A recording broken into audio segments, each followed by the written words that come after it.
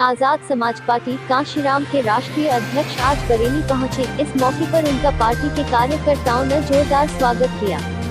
इस अवसर पर पार्टी के आसपास के जनपदों से भी कार्यकर्ता बरेली पहुंचे। एडवोकेट चंद्रशेखर आजाद ने इस मौके पर एक सभा को संबोधित करते हुए देश के वर्तमान हालात पर चिंता जताई। इस अवसर उन्होंने प्रदेश की कानून व्यवस्था पर सरकार को घेरा।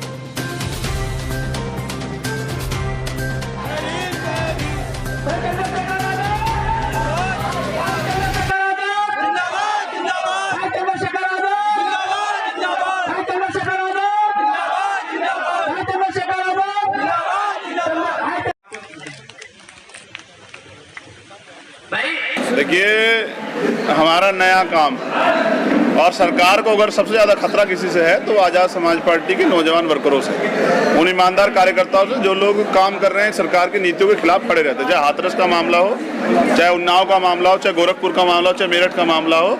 तो जैसे मेरठ में भी पिछली बार साजिश करके जो है परमिशन कैंसिल पत्रकार वार्ता की भी करवा दी थी, तो यहाँ करवा दी, कोई बड़ी बात नहीं, इससे घबराने की जरूरत नहीं है हमें। हमारे कार्यकर्ता इनके चाल चरित्र को देख रहे हैं, समझ रहे हैं और वह आने वाले कल में और ज़्यादा मेहनत करेंगे और अपनी मेहनत से जो है रिजल्ट देके सरकार को बताएंगे कि सरकारें बदलती रहती हैं।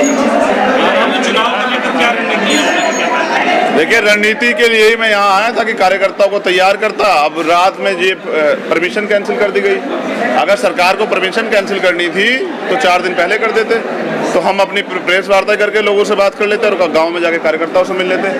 तो ये रणनीति का हिस्सा था कि हम यहाँ आके अपने कार्यकर्ताओं को तैयार करते। आज हमने काफ़ी बड़े पैमाने पे अपने कार्यकर्ताओं को तैयार किया। वो गांव-गांव जाके पार्टी की नीतियों को बताने का काम करेंगे और जिला पंचायत चुनाव में ईमानदार कार्यकर्ताओं को, जो लोग जमीन पे रह के काम करते हैं और कुछ अच्छा करके दिखाना चाहते हैं गरीबों के लिए और लोकतंत्र में आस्था रखते हैं, संविधान में, ऐसे कार्यकर्ता हम लोग टिकट देंगे और वो उम्मीद है कि उनको जनता समर्थन देगी तो वो जीत के आएंगे और यहाँ की जनता के लिए काम करेंगे। प्रधानी का चुनाव जो आपने देखा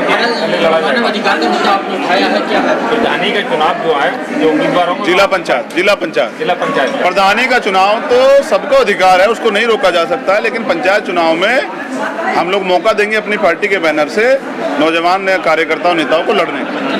2022 के चुनाव में क्या अकेले लड़ेंगे हर जगह या किसी से गठबंधन नहीं करते? 2000 बहुत दूर, 2022 अभी 2021 में, और 2021 में पंचायत चुनाव जिसमें भारतीय जनता पार्टी के लोग गांव में नहीं घुस पा रहे हैं और उनका आप समझिए उनके मंत्रियों का, उनके प्रदेश से सबका विरोध हो रहा है, तो जनता उनके तो खिलाफ है ही। तो मुझे तो ऐसी भी उम्मीद हो रही है कि सरकार ये चुनाव ही जो है पंचायत चुनाव नहीं होने देगी।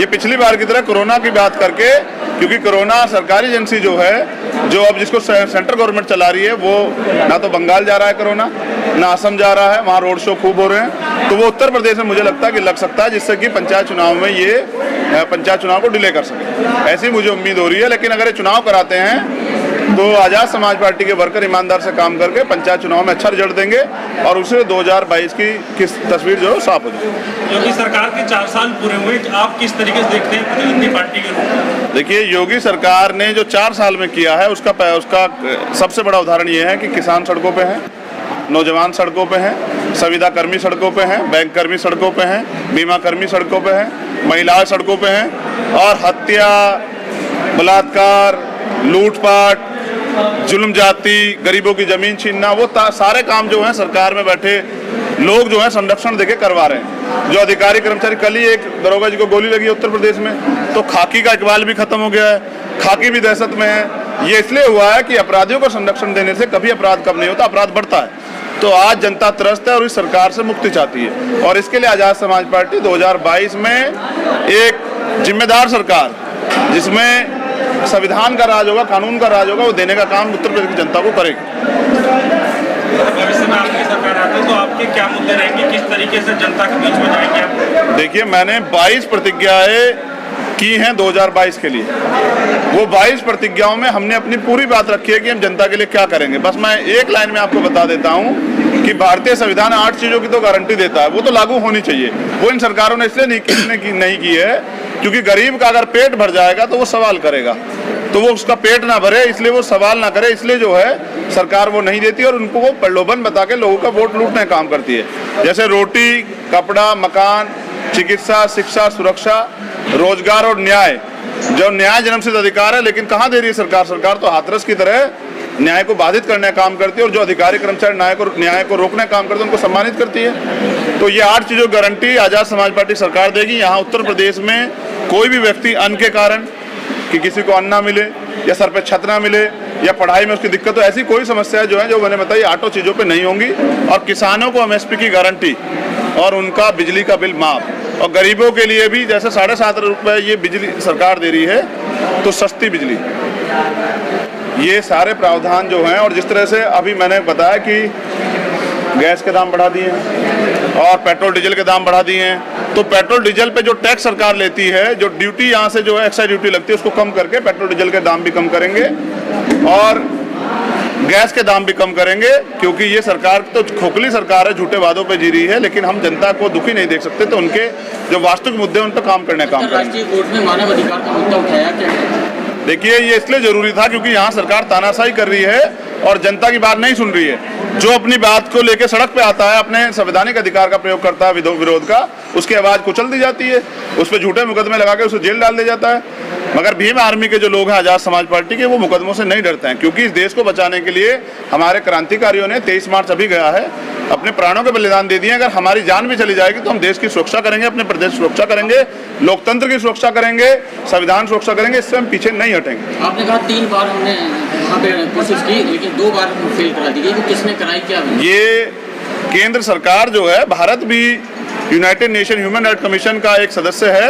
2 बार इन्होंने वहाँ रुकवाने का काम किया, लेकिन अंतिम बार जो है वहाँ नहीं रुक पाए, इसलिए मेरी बात वहाँ हुई।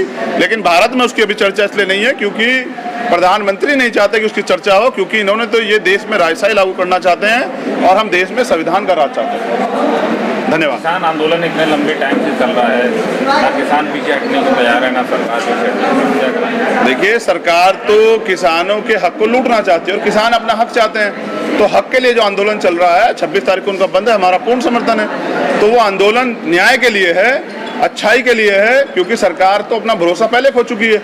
जो सरकार ने आज तक वादे किए थे 2 करोड़ रोजगार के, महंगाई से निजात दिलाने के, सरकार ने वादे किए थे पेट्रोल डीजल के दाम कम करने के, सरकार ने वादे किए थे 15 लाख देने के, सरकार ने वादे किए सबके साथ सबके विकास के, तो वो तो उन पे तो सरकार फेल है। तो जब सरकार फेल है तो सरकार पे कोई भरोसा नहीं कर रहा है। और हमारी मांग ये है कि किसानों की मांगे जो हैं वो माननी चाहिए, वो तीनों किसान विरोधी कानून वापस होने चाहिए और MSP गारंटी मिलनी चाहिए। लेकिन मैं पूर्ण विश्वास से कहता हूँ ये सरकार तो नहीं देगी, जो पूंजीपतियों के पैसे पे चल रही है सरकार, ये नहीं देगी। ये तो पूंजीपतियों से चुनाव के समय पैसे लेते हैं, 100 हेलीकॉप्टर उड़ाते हैं और चुनाव के बाद सरकारी एजेंसियों को उनको बेचने का काम करते हैं। सरकार कर क्या रही है कि दलितों के आंदोलन से डर के 2 अप्रैल के जो 2018 में हुआ था, ये निजीकरण करके आरक्षण को खत्म कर देना चाहती है। जब तक इस देश में जाति व्यवस्था रहेगी तब तक इस देश में आरक्षण रहेगा। सरकार ये याद रखे। धन्यवाद। NG न्यूज़ से जुड़े रहने के लिए चैनल को सब्सक्राइब करें और बेल आइकन को दबाना ना भूलें।